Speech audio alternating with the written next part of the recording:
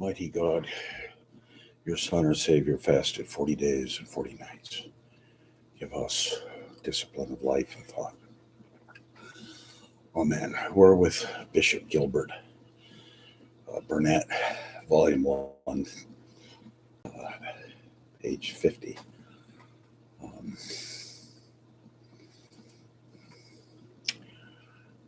The history of the Reformation of the Church of England talks about getting the title Defender of the Faith upon presenting to the Pope his book against Luther in a pompous letter signed by the Pope and 27 cardinals, in which the king took great pleasure, affecting it always beyond all his other titles, though several of the former kings of England had carried the same, as Spellman informs us.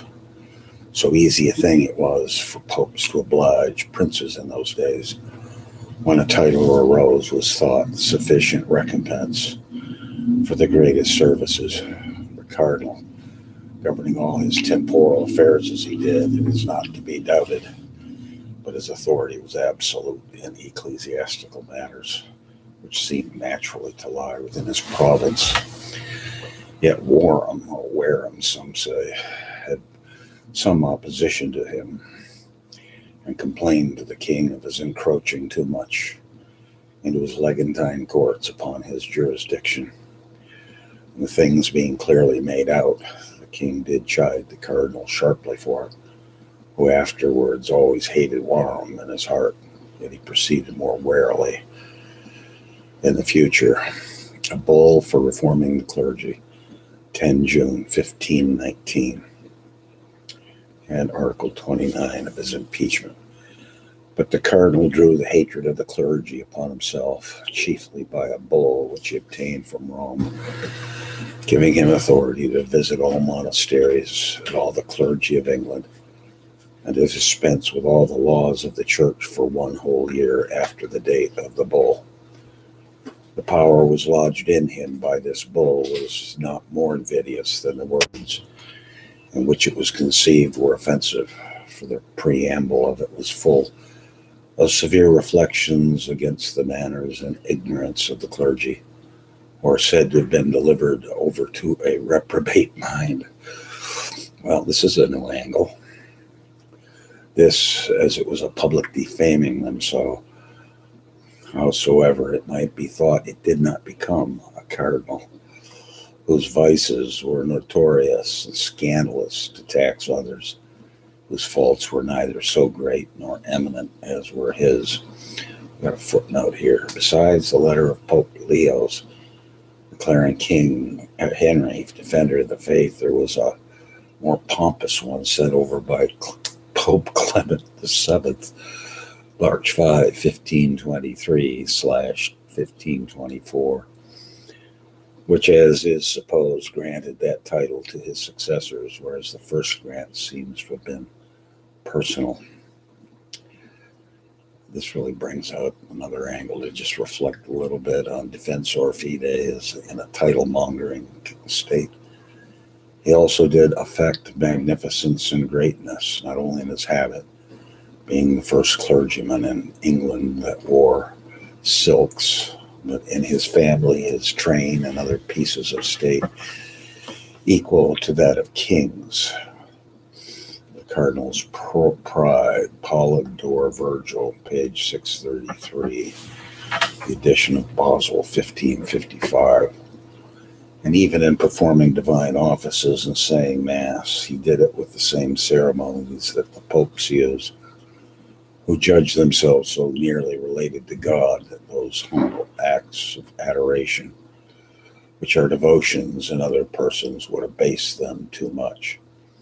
He had not only bishops and abbots to serve him, but even dukes and earls to give him the water and the towel. He had certainly a vast mind, and he saw the corruptions of the clergy gave so great a scandal, and their ignorance was so profound, that unless some effectual ways were taken for the correcting these, they must needs fall into great disesteem of the people. For though he took great liberties himself, perhaps according to the maxim of the canonists, He judged cardinals as princes and of the church were not comprehended within ordinary ecclesiastical laws. Yet he seemed to have designed the reformation of the inferior clergy by all the means he could think of, except the giving them a good example. Therefore, he intended to visit all the monasteries of England, that so, discovering their corruptions, he might the better justify the design he had to suppress most of them and convert them into bishoprics, cathedrals, collegiate churches, and colleges, for which end he procured the bull from Rome. But he was diverted from making them any use of it by some, who advised him rather to suppress monasteries by the Pope's authority and proceed in a method which would raise great hatred against himself, cast foul aspersions on religious orders, and give the enemies of the church great advantages against him. Yet he had communicated his design to the king, and his secretary Cromwell, understanding it, was thereby instructed how to proceed afterwards when they went about with total suppression of monasteries. Now, this is a new angle that has not been thought of by me, that Burnet is bringing up, that the idea of suppressing and reforming the monasteries predated Henry and Cromwell. Not Henry, but Cromwell. I'm wondering what Tom Cranmer knew of it, if anything. The summoning of convocations he assumed by virtue of his Legatine power. Of these there were two sorts. The first was called by the king for the writs for Parliament. There went out always a summons to two archbishops for calling a convocation of their provinces, the style of which will be found in the collection. It differs in nothing from what is now in use, that the king did not prefix the day, requiring them only to be summoned to meet with convenient speed, and the archbishops, having the king's pleasure signified to them, did in their writs prefix the day. Other convocations were called by archbishops in their several provinces upon great emergencies, to meet and treat of things relating to the church. Of this I find but one, and that called by Warham in the first year of the king, for restoring the ecclesiastical immunities that had been very much impaired, as it will appear by a writ of summons. But the Cardinal did now as legate issue writs for convocations. In the year 1522, I find by the register there was a writ issued from the king to Warham to call one, who upon that summoned it to meet at St. Paul's the 20th of April. But the Cardinal prevailed so far with the king that on the 2nd of May after, he, by his Legatine authority, dissolved that convocation and issued out a writ to Tunstall, Bishop of London, to bring the clergy of Canterbury to St. Peter's in Westminster, there to meet and reform abuses in the church and consider of other important matters that what should be proposed to them. What they did towards reformation, I know not, the records being lost. But as to the king's supply, it was proposed that they should give the king the half of the full value of their livings for 1 year, to be paid in 5 years. The Cardinal laid out to them how much the king had merited from the church, both by suppressing the schism that was like to have been in the papacy in Pope Julius's time, and by protecting the See of Rome from the French tyranny. But most of all, for that excellent book written by him in defense of the faith against the heretics, and that therefore, since the French king was making war upon him and had sent over the Duke of Albany to Scotland to make war also on that side, it was fit that on so great an occasion it should appear that his clergy were sensible of their happiness in having such a king, which they sought to express in granting somewhat that was as much beyond all former precedents as the king had merited more from them than all former kings had ever done. But the bishops of Winchester and Rochester opposed this, for they both hated the cardinal. The one thought him ungrateful to him who had raised him. The other, being a man of strict life, hated him for his vices. Both these spake against it as an unheard of tax, which would so oppress the clergy that it would not be possible for them to live and pay it, and that this would become a precedent for after times, which would make the condition of the clergy the most miserable. But the cardinal intended that the convocation by great subsidy should lead the way to Parliament, took much pains for carrying it through, and got some to be absent and others who were prevailed on to consent to it.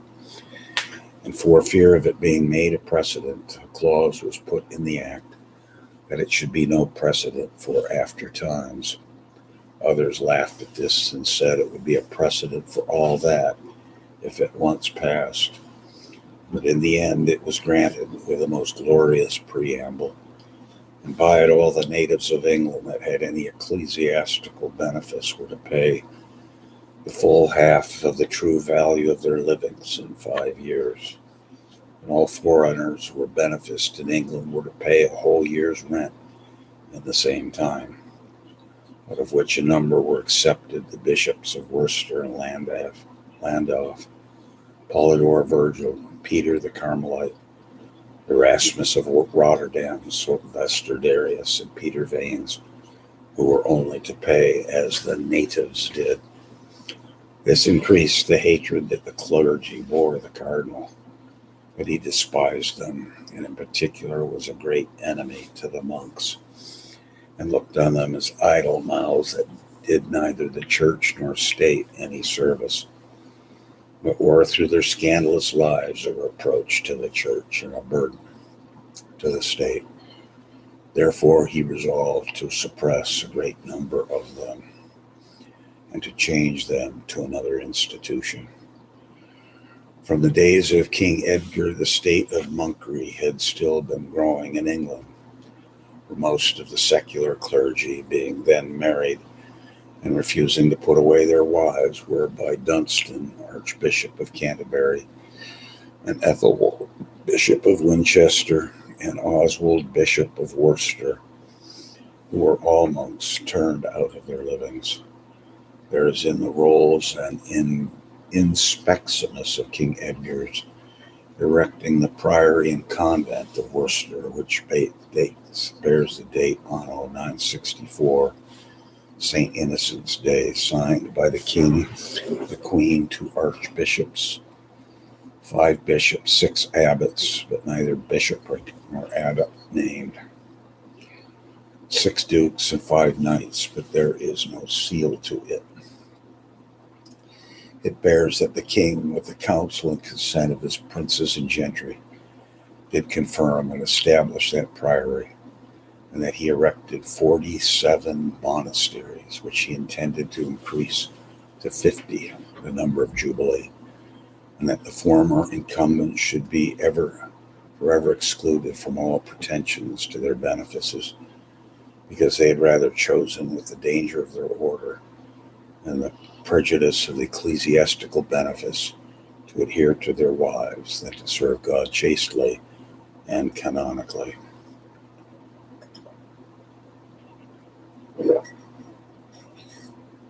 The monks, being thus settled in most cathedrals of England, gave themselves up to idleness and pleasure, which had long been complained of. But now that learning began to be restored, they, being everywhere possessed of the best church benefices, were looked upon by all learned men with an evil eye, as having their hands the chief encouragements of learning, and yet doing nothing towards it. They, on the contrary, decrying and disparaging it all they could, saying it would bring in heresy and a great deal of mischief. And the restorers of learning, such as Erasmus of Vives and others, did not spare them, but did expose their ignorance, and ill manners to the world. Now the king naturally loved learning, and therefore the cardinal, either to do a thing which he knew would be acceptable to the king, or that it was also agreeable to his own inclinations, resolved to set up some colleges in which there should be great encouragements for eminent scholars to prosecute their studies, and good schools for teaching and training up youth. This he knew would be a great honor to him, to be looked upon as a patron of learning. Therefore he set his heart on it to have two colleges, the one at Oxford, the other at Ipswich, the place of his birth, well constituted and nobly endowed.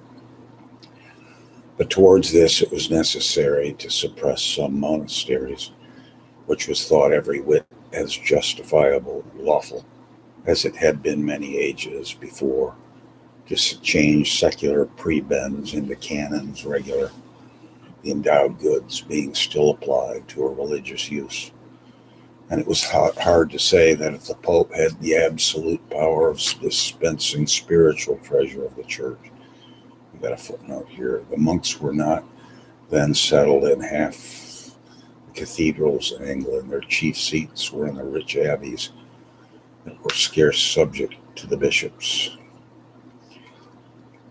That he had not a much more absolute power over temporal treasure of the state, to translate church lands from one use and apply them to another. And indeed, the cardinal was then so much considered at Rome as a pope of another world, that whatever he desired, he easily obtained. Therefore, on the 3rd of April, 1524, Pope Clement by a bull gave him authority to suppress the monastery of St. Fride's-Wide in Oxford, and in the diocese of Lincoln, to carry the monks elsewhere with a very full non-obstante. After this there followed many other bulls for other religious houses and rectories that were impropriated. These houses being thus suppressed by law, they belonged to the king, who thereupon made them over to the cardinal by new and special grants, which are all enrolled. And so he went on with these great foundations and brought them to perfection, that at Oxford in the 18th year, and that at Ipswich in the 20th year of the king's reign, as appears by the dates of the king's patents for founding them. In the last place I come to show the new opinions in religion, or those that were accounted not new then in England, and the state and progress of them till the 19th year of the king's reign.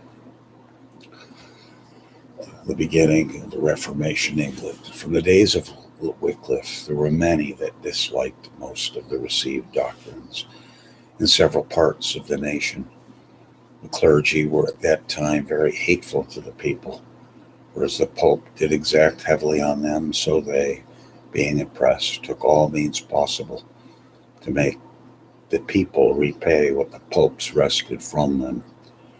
Wycliffe, being much encouraged and supported by the Duke of Lancaster and Lord Percy, the bishops could not proceed against him till the Duke of Lancaster was put from the king, and then he was condemned at Oxford. A footnote here, April 24 was not the 14th year of the king's reign, as it is put in the margin. This note refers to the first edition, blah, blah. Many opinions are charged upon him. Whether he held them or not, we do not know, but by the testimony of his enemies, who write of him with so much passion that it discredits all they say. Yet he died in peace, though his body was afterwards burnt. He translated the Bible out of Latin into English, with a long preface before it, in which he reflected severely on the corruptions of the clergy, and condemned the worshipping of saints and images, and denied the corporal presence of Christ's body in the sacrament, and exhorted all to the study of scriptures. His Bible, with this preface, was well received by a great many, who were led into these opinions rather by the impressions which common sense and plain reason made on them, and by any deep speculation or study. for the followers of this doctrine were illiterate and ignorant men. Some few clerks joined them, but they formed not themselves into any body or association, and were scattered over the kingdom, holding these opinions in private without making any public profession of them.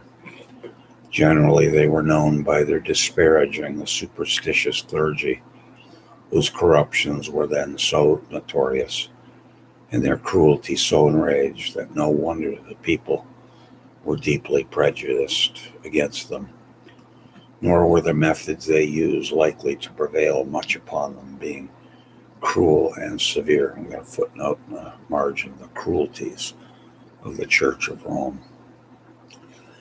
In the primitive church, though, in their councils, they were not backward to pass anathematisms on everything, that they had judged heresy, yet all capital proceedings against heretics were condemned. And when 2 bishops did prosecute Priscillian and his followers before the Emperor Maximus, upon which they were put to death, they were generally so blamed for it that many refused to hold communion with them. The Roman emperors made many laws against heretics for the finding and banishing of them, and secluded them from the privileges of other subjects, such as making wills or receiving legacies. Only the Manichees were to suffer death for their errors.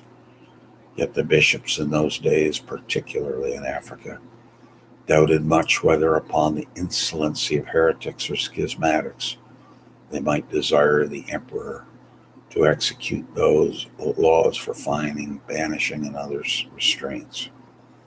And St. Augustine was not easily prevailed on to consent to it, but at length the Donatists were so intolerable that after several consultations about it, they were forced to consent to those inferior penalties that still condemned the taking away of their lives.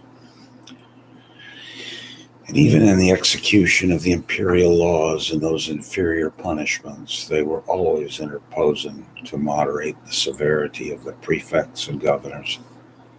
The first instance of severity on men's bodies was that it was not censured by the church. It was in the 5th century, under Justin I, who ordered the tongue of Severus to be cut out, who had been Patriarch of Antioch, but did daily anathematize the Council of Chalcedon.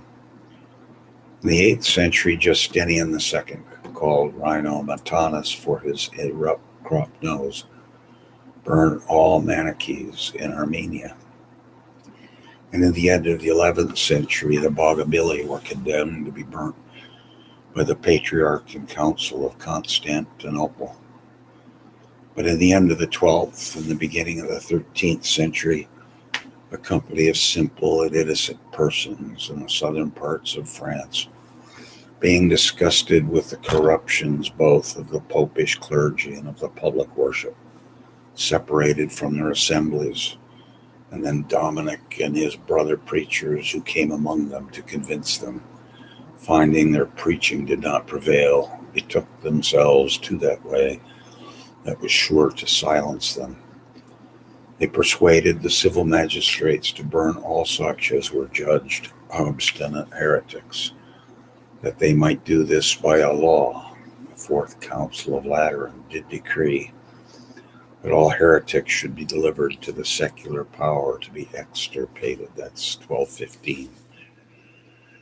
They thought not fit to speak out, but by the practice it was known that burning was that which is what they meant.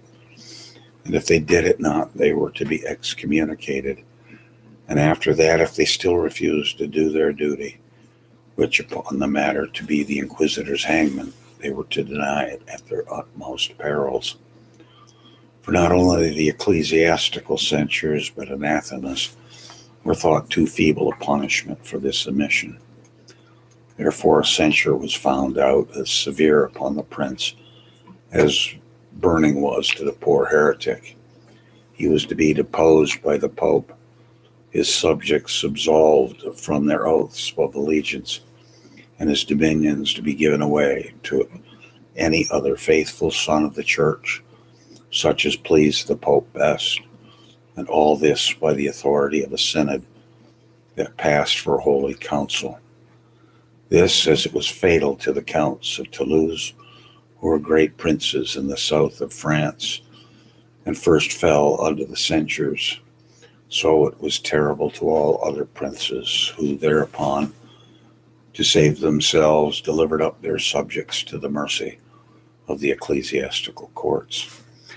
Burning was the death they made a choice of, because witches, wizards, and sodomites had been so executed.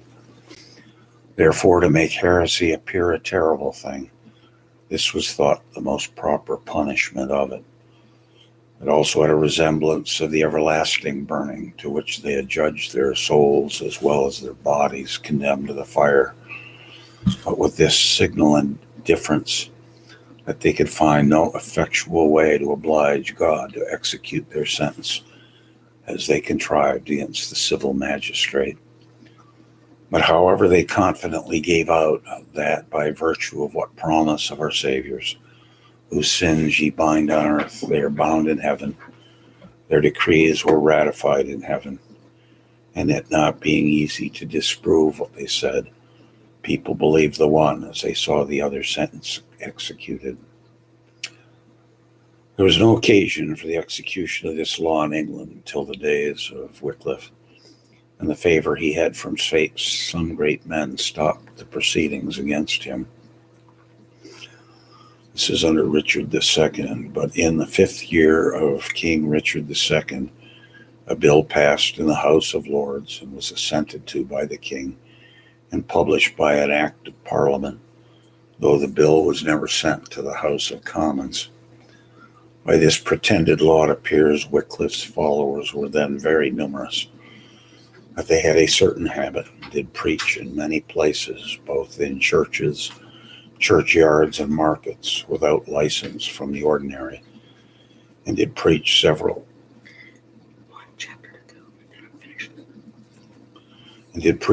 doctrines, both against the faith and the laws of the land, as had been proved before the Archbishop of Canterbury, the other bishops, prelates, doctors of divinity of the civil and canon law, and others of the clergy, that they would not submit to the admonitions nor censures of the church, but by their subtle, ingenious words did draw the people to follow them and defend them by a strong hand and in great routs. Therefore it was ordained that upon the bishops certifying into the chancery the names of such preachers and their abettors, the chancellor should issue forth commissions to the sheriffs and other king's ministers to hold them in arrest in strong prison till they should justify them according to the law and by reason of the Holy Church, from the gentleness of which law it may appear that England was not then so tame as to bear the severity of those cruel laws which were settled and put in execution in other kingdoms. The custom at that time was to engross copies of all the acts of parliaments and to send them with a writ under the great seal to the sheriffs to make them proclaimed within their jurisdictions. And John Braybrook, Bishop of London, then Lord Chancellor, sent this with other acts of that Parliament to be proclaimed. The writ bears the date of the 26th of May, 5. But in the next Parliament, that was held in the 6th year of the King's reign, the Commons preferred a bill reciting the former act and constantly affirmed they never assented to it, and therefore desired it might be declared to be void. For they protested it was never their intent to be justified and to bind themselves and their successors to the prelates more than their ancestors had done in time past, to which the king gave royal assent, as it is in the records of Parliament. But in the proclamation of the acts of that Parliament, this act was suppressed, so that the former act was still looked on as good law, and is printed in the book of the statutes. Such prior frauds were always practiced by the popish clergy, and were indeed necessary for the supporting the credit of that church. When Richard II was deposed and the crown usurped by Henry IV, then he, in gratitude to the clergy that assisted him in his coming to the crown, granted them a law to their heart's content in the 2nd year of his reign. The preamble bears that some had a new faith about the sacraments of the church and the authority of the same, and did preach without any authority, gathered conventicles, taught schools, wrote books against the Catholic faith, with many other heinous aggravations, upon which the prelates and clergy and the commons of the realm prayed the king to provide a sufficient remedy to so great an evil. Therefore the king, by the assent of the states and other discreet men of the realm, being in the said parliament, did ordain that none should preach without license, except persons privileged, that none should preach any doctrine contrary to the Catholic faith or the determination of the Holy Church. We're going to call it here. Glory be to the Father, Son, and Holy Ghost. Amen.